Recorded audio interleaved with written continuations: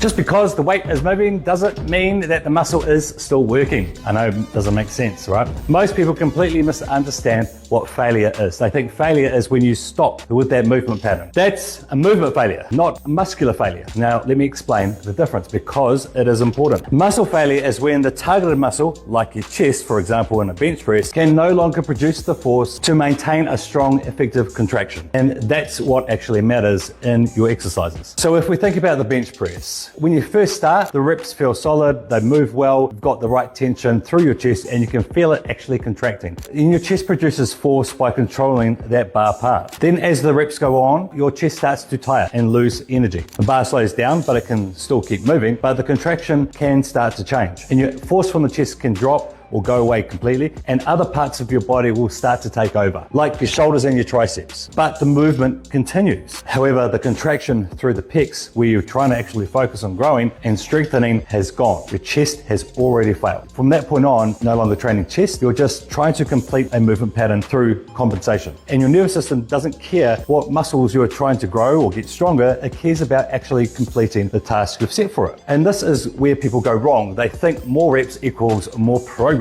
But if the contraction isn't in the chest anymore, neither is the stimulus. So what actually increases instead is your fatigue, the stress on your joints and supporting connective tissues in more vulnerable positions. So don't mungle your bench press up and say, did I get the rep? No, you fucking didn't. No one did. Was the muscle group you were targeting still eliciting the contraction that you wanted? Because if it's not, then you're not training chest anymore. Because hypertrophy comes from tension in the target muscle, not just moving a weight. And if the muscle you're trying to grow has already failed, all you're doing now is finding other ways to move that load while increasing your risk and reducing actual stimulus.